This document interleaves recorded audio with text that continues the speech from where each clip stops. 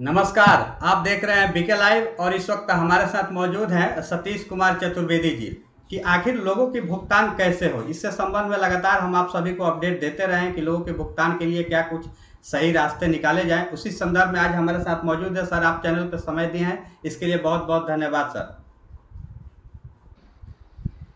नमस्कार। आपको संगठन की ओर से बहुत बहुत हार्दिक स्वागत, अभिनंदन।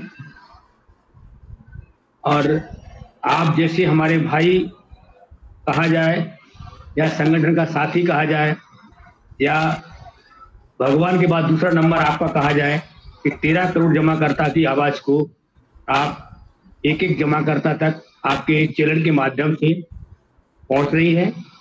हकीकत आप आईना दिखाने की कोशिश भी कर रहे हैं जमाकर्ता को, और राज्य सरकार को, केंद्र सरकार को भी पीड़ा वहां तक आप पहुंचा रहे हैं। इसके लिए मैं आपका बहुत बहुत आभारी हूं।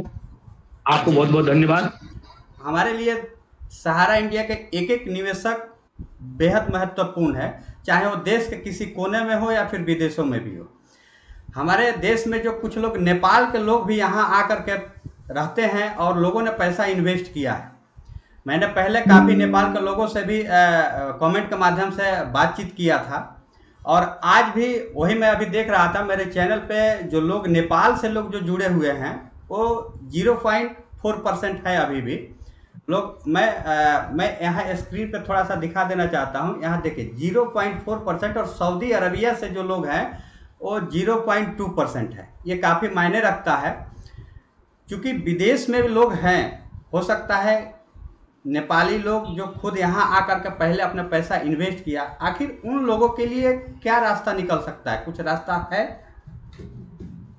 देखिए, रास्ता के लिए यही है कि अगर हो सके वो आपके माध्यम से, आपके फोन के माध्यम से, हमारे फोन के माध्यम से वो अपने प्रपत्र हमको अवेलेबल करा दें, हार्ड कॉपी।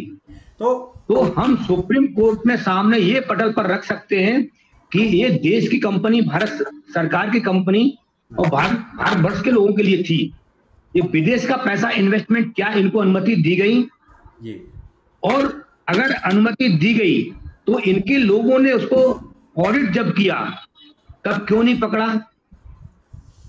ये साफ जाहिर है कि भारत सरकार की यहाँ पर पूरी गलती है जी। कई लोगों ने, ये देश के लोगों को भी समझना चाहिए जी। कई लोगों ने, जो लोग राज्यों देशों में बैठे उनको भी समझना चाहिए जी। कई लोगों ने पूछा है कि हमने पहले कमेंट में पढ़ा था कि हम नेपाल से हैं, हम क्या करेंगे, मेरा पैसा कैसे मिलेगा?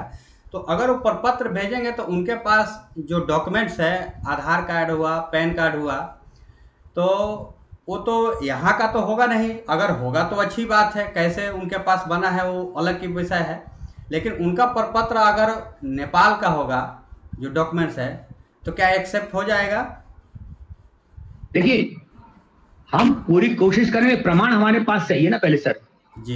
हम सुप्रीम कोर्ट, देखिए अभी आपने कहा कि हमारे स्क्रीन पर ये आ रहा है जी। हम ये बात पूछना चाहते हैं सुप्रीम कोर्ट से कि भारत सरकार ने लाइसेंस भारतवर्ष के लोगों के लिए दिया, सारा इंडिया को, तो नेपाल का पैसा इन्वेस्टमेंट कैसे हुआ? अगर हुआ है तो उसका रास्ता कैसे निकला, उनका पैसा कैसे मिलेगा? तो हम प्रमाण होगा तभी सुप्रीम कोर्ट पे रख पाएंगे जी। जब हमारे पास प्रमाण नहीं होगा तो हम सुप्रीम कोर्ट तो बातों से मानेगा नहीं। बिल्कुल नहीं, प्रमाण चाहिए ना, प्रमाण चाहिए जी। और प्रमाण अगर उसका नेपाल के लोगों का आधार कार्ड है, वो प्रमाण है कि ये नेपाल का व्यक्ति रहने वाला है। भारत का प्रमाण उसके पास होगा नहीं। अगर भारत का प्रमाण है तो अच्छी बात है, लेकिन कहीं का भी पैसा हो, किसी भी देखिए, ये हम इस बात को रखना चाहते हैं कि हमको ये प्रमाण दे दें, सिर्फ प्रमाण दे दें और हम अपनी लड़ाई जीत जाएंगे जी। ये बहुत बड़ा रहस्य है, हम इसको आपके मीडिया के माध्यम से खोलना नहीं चाहते। सिर्फ प्रमाण दे दें और ये अपना संगठन की लड़ाई जीत जाएंगे और इसको भुगतान मिल जाएगा जी। बिल्कुल। तो जो लोग नेपाल के हैं, बहुत से नेपाल के लोग हमारे देश में रहते हैं, अपनी रोजी रोटी की तलाश में हैं और यहाँ पे काम करते हैं, उनकी जीविका चलती है।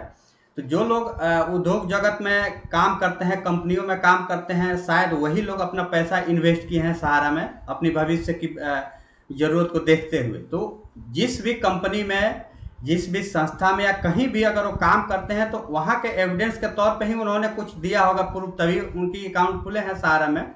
तो जो लोग नेपाल से हैं उन लोगों के लिए खास कर मैं कहना चाहता हूँ कि आप जिस एविडेंस के साथ अकाउंट ओपनिंग करवाए हैं सहारा में, उस एविडेंस का आपके पास कोई भी प्रमाण हो तो साथ में रख करके तमाम एड्रेस पे आप फ़ोन करके संपर्क करें और तमाम एड्रेस पे आप अपने सारे डॉक्यूमेंट्स भेजें। अगर संभव हो तो वो डॉक्यूमेंट्स जरूरी है, ताकि ये पता चले कि हाँ मैंने यहाँ पे उस वक्त कार्यरत था और इसी एविडेंस के माध्यम से हमने अपना पैसा निवेश किया था।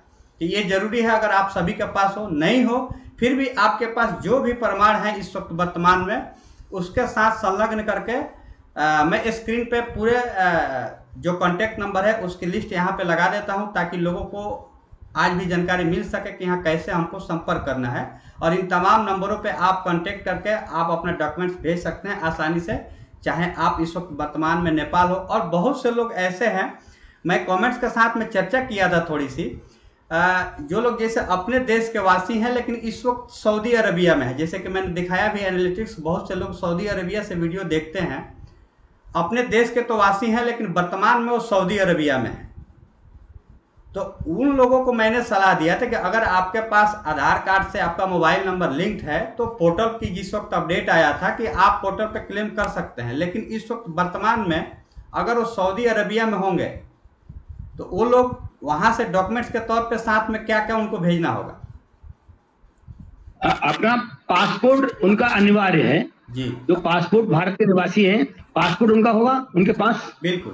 पासपोर्ट का जेरॉक्स दे दें, पैन कार्ड, आधार कार्ड वहां का कहीं का भी हो वो दे दें, और अपने डॉक्यूमेंट की फोटोकॉपी दे दें। प्रमाण वही है जी, क्योंकि प्रमाण हमको सुप्रीम कोर्ट के सामने रखना ये बहुत बड़ा एविडेंस है। अगर ये हमको देते हैं, ये लड़ाई हमारी 25% ये लोग जीत जाएंगे ऐसे लोग प्रमाण देने से। इसका खुलासा हम करेंगे, आगे चल के करेंगे। हम यही प्रमाण मांग रहे हैं, प्रमाण भी हम यही मांग रहे हैं, लेकिन हमको ये सहयोग करें, हम सहयोग करते हैं। जी बिल्कुल। जब प्रमाण की बात आती है, एविडेंस की बात आती है, तो एक सीधा बिल्कुल स्पष्ट सवाल है कि लोगों के मन में ये है कि अगर हम अपना सारी प्रमाण दे देते हैं तो हमारे साथ कोई धोखा हो सकता है क्या? नहीं, आपका जो भी एविडेंस होगा, मैं सिर्फ यहाँ आपसे कहना चाहता हूं, मेरा नंबर डिस्प्ले करें और सिर्फ मेरे को ही दें, बाकी किसी भी को नहीं दें। जो विदेश में लोग रहने, मैं उनके लिए बात कर रहा हूं, ओनली उनके लिए जी। वो सारे डॉक्यूमेंट जो भी उनका है, जो भी प्रमाण है, वो सिर्फ पर्सनली हमारे नंबर पे हमसे बात करें और हमको दें। वो डॉक्यूमेंट सुप्रीम कोर्ट के अधिवक्ता के को जानकारी होगी या हमको होगी, बाकी थर्ड इंसान को उसकी जानकारी नहीं होगी और कोई आपके साथ गलत नहीं होगा। इससे आप निश्चिंत रहें, 101% रहें, किसी भी कंडीशन पे हम आपके साथ गलत नहीं करेंगे। जी। जो लोग नेपाल में हैं इस वक्त, पहले यहाँ पे कार्यरत थे, अभी इस वक्त अपने देश में है, नेपाल में है, या फिर जो हमारे देश के वासी हैं इस वक्त जो वर्तमान में सऊदी अरेबिया फिर विभिन्न जगहों पे हैं, अगर वे लोग PIL से जुड़ना चाहते हैं तो अपने डॉक्यूमेंट्स इस वक्त मैं चतुर्वेदी जी का नंबर डिस्प्ले पे शो कर देता हूं, सीधा आप इनसे संपर्क करके जो भी डॉक्यूमेंट्स है भेज सकते हैं। हमारा मकसद है सभी लोगों को जोड़ना। हमारे लिए एक एक निवेशक महत्वपूर्ण है, सभी लोगों को उतना ही अधिकार है अपना भुगतान पाना जितना इस देश में इस वक्त जो बड़े निवेशक हो या छोटे निवेशक हो, सभी लोगों का उतना ही अधिकार है।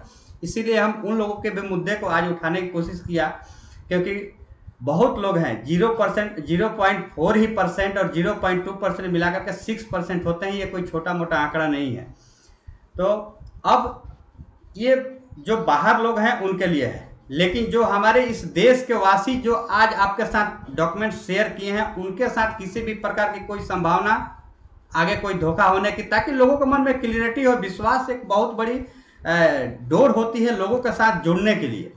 तो ये एक भरोसा लोगों को देना है, ताकि लोग अभी भी गुमराह करने के लिए गुमराह कर रहे हैं कि आप अपना डॉक्यूमेंट दे देंगे तो ये फ्रॉड हो जाएगा, वो फ्रॉड हो जाएगा। निजी स्तर पे लोग बातचीत में ऐसी बातें करते हैं। देखिए, यहाँ हम स्पष्ट करना चाहते हैं कि पहली बात, अपना ओरिजिनल डॉक्यूमेंट किसी को नहीं देना है। बिल्कुल। कोई भी संगठन मांगे, कोई भी अधिवक्ता मांगे, ओरिजिनल सर्टिफिकेट नहीं देना, और हमको सिर्फ चाहिए फोटोकॉपी चाहिए।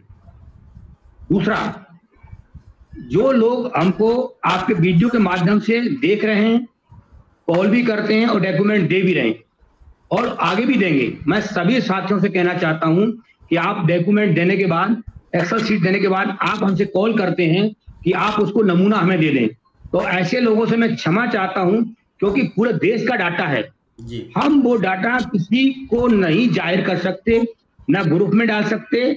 आपने डाटा हमको दिया, हमने डाटा को ऐड किया, अगर उस डाटे में किसी प्रकार की कोई त्रुटि है तो हम कॉल करके आपको बताएंगे कि इस त्रुटि को पूरा करें और हमको दोबारा से डाटा दें, पहली बात।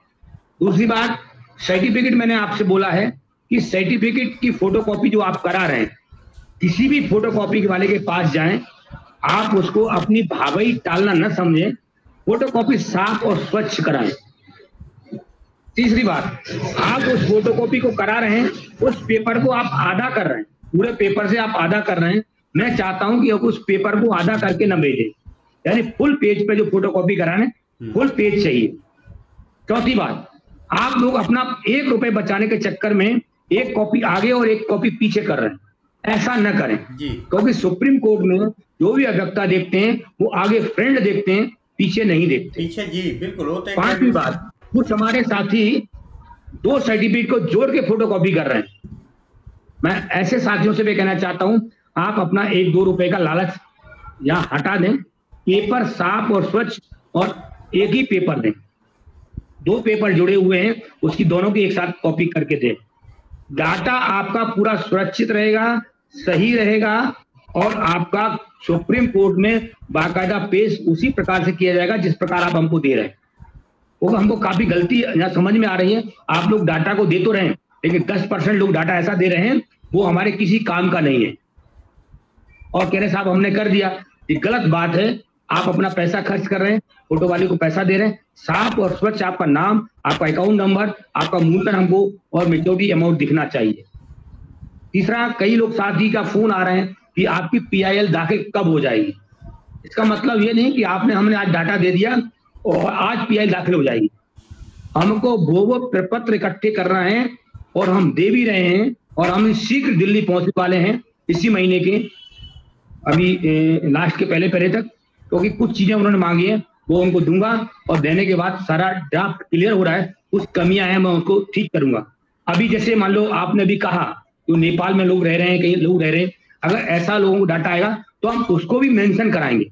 अगर मान लीजिए वो वक्त 1 महीने का मांगते हैं, 15 दिन का मांगते हैं, तो हमारी जवाबदेही है कि हम ऐसे प्रमाण को लेने के लिए हमको अभी डिले करना पड़ेगा, क्योंकि हर ठोस प्रमाण पत्र के साथ हम जाना चाह रहे हैं, क्योंकि हम चाहते हैं कि ज्यादा हमको डेट न मिले, कम डेट में हमारा काम हो जाए।